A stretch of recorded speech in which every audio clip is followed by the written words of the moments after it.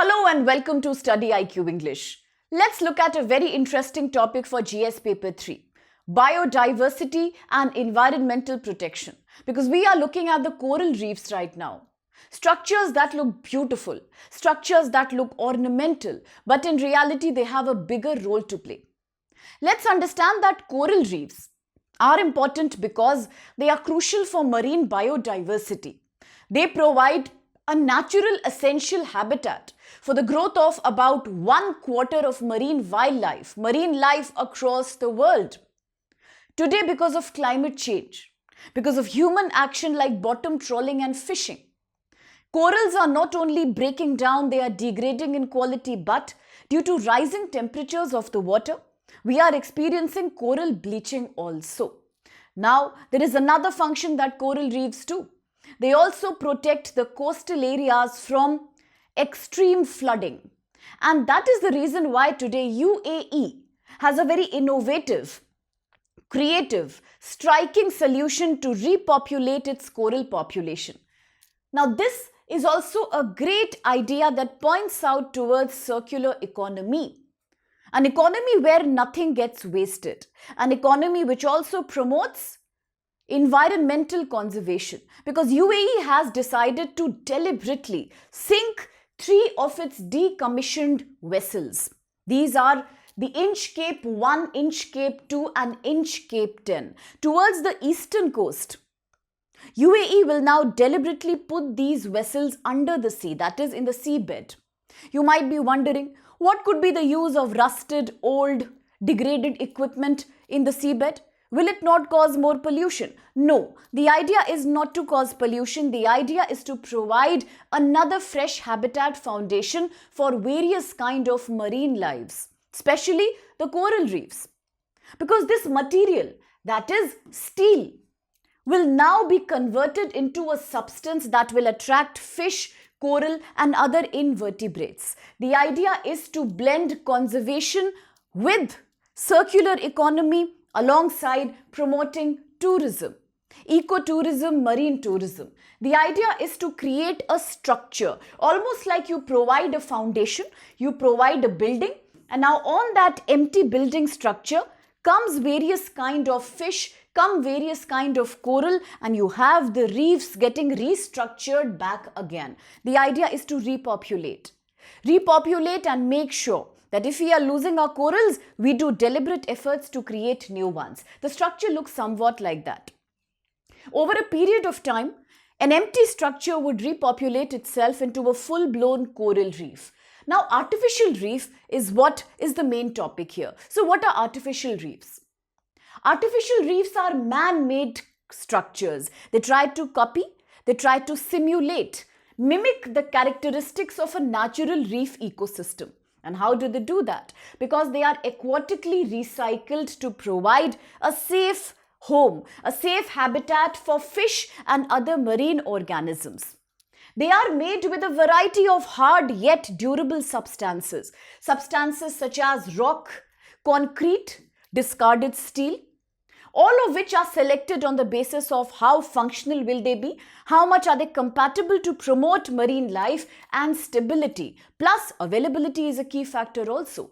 The government does not want to spend an excessive amount of money in the initiative because it has to be in line with minimization and circular economy.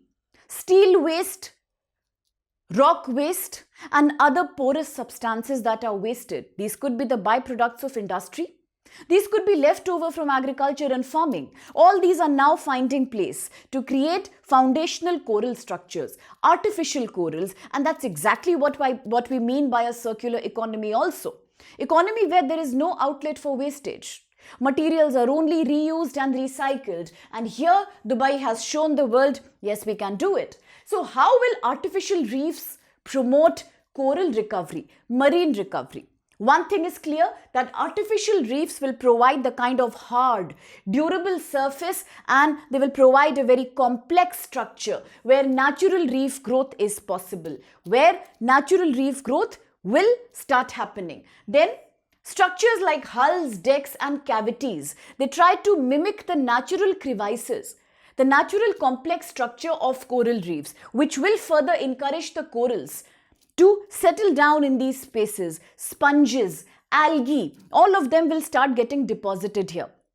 Then this also will attract the bait fish. Then slowly will come the larger predating fishes. Ultimately, we will have an entire functioning trophic system, a perfect marine ecology model, ecosystem model, where one fish will attract another predator that will attract another, and we can then try to copy, mimic a kind of food web here. Now, coastal protection is also a criteria here. As I mentioned, coral reefs are often used to break the strength and the tenacity of the incoming waves. That also helps in reducing the energy of the wave, and therefore it protects the coastline. Very recently, as we were talking about Sundarban, we were talking about Bhitarkanika in Odisha in India. Remember when you and I were discussing about protecting the marine crocodile species? That time also we had mentioned. We also discussed the Gahir Matha Sanctuary, and that's when we were talking about how coral reefs, how mangroves, both of them have a very crucial role to prevent the coastal areas. So therefore, artificial reefs will also prevent the coast from erosion and damage that happens because of heavy waves and cyclones and storms. So that's the purpose behind artificial corals. Now what about India? Does India have a similar initiative? Yes, we can say that the Indian government is also trying now to develop its first underwater Nivati rock. The Nivati rock will be an underwater museum. The museum is situated near the Nivati beach, Maharashtra. What's the idea behind the project? The idea is to convert a decommissioned warship, a vessel by the name of INS Guldar. And this will now be used as the artificial reef to further enhance deposition of marine life and corals. It is an experiment that is now being done to make sure that we explore what is the possibility of creating artificial corals. And hence it will work like an artificial reef and museum as well. Not only will it attract more tourism, it also means that decommissioned ship structures are not waste. Definitely they can be reabsorbed in the economy, but this time to create a full-blown marine ecosystem. Are there certain risks involved? Yes. It is not a risk-free initiative if dealt with carelessly, because the authorities have to make sure that the structures that are being implanted are properly cleaned. They have to be clean. They also have to be safe, because if they start leaching any kind of toxin, any kind of chemicals, then that could be a danger for the marine life. At the same time, to stay beneficial, there has to be a rigorous decontamination standards that should be followed across various countries in the world. We have to be very sure about the EIA, Environmental Impact Assessment of such projects. Now, we had discussed EIA already just about few days before, when the Supreme Court of India had said that no infrastructure project will be allowed to take a license post its creation. We have to take a license before an infrastructural project is created. You cannot allow it in the post facto manner. You can't have the structure, make it function, and then later apply for the license. Remember, that was in the news big time. So you can link it from this. A proper structure should have passed the EIA before it can be implanted in the sea. That's very important.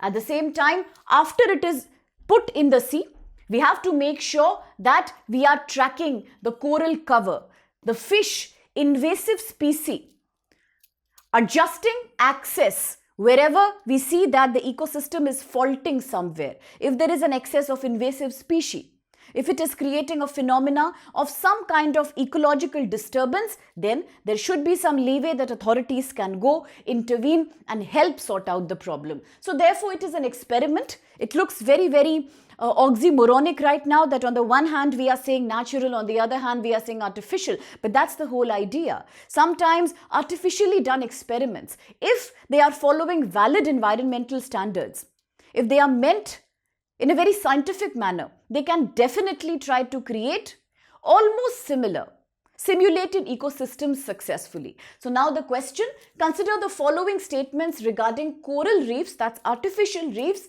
and marine conservation. 1. Artificial reefs such as decommissioned ships provide complex habitats that attract fish, coral, and other marine life, thereby helping in biodiversity recovery. 2. Artificial reefs are primarily designed to promote ecotourism, and then biodiversity benefits are incidental. That means the main idea is to promote ecotourism. Whether we will prevent biodiversity, whether we will help in enabling more biodiversity is purely coincidental. That's not the intention. That's the latent benefit. And 3, proper planning of artificial reefs includes pollutant removal, monitoring of coral cover and fish biomass, and regulating diver activity to prevent environmental damage. Which of these statements do you think are valid? You can let me know the answer. If you have any perspective to share on this that's non-political and UPSC relevant, do feel free to share your ideas on our platform. And a very important announcement. So at StudyIQ IAS English, we are very happy to announce the SIP, Success in Prelims initiative, for all the aspirants who are writing the exam in 2026. This could be one last chance for you to undergo an intensive crash course training period. Just because very few months are now remaining for the prelims, we give you all UPSC preparation, concept, material, guidance, practice, everything included. And how can you apply for this offer? An offer that's coming at a very affordable price can come your way. Just please use the code SPLIVE on your screen, SPLIVE. And then you can have an access to this course. Remember, batches are beginning 15th November. And for those who are writing exam in 2027, we have an equally attractive offer. For more than 1 year, a price of only 18,999 for all GS subjects, and something similar. All GS courses coming your way only at 32,999 for 2028. Because the earlier, the better. So use code SPLIVE. All the batches begin on 15th November. Thank you so much.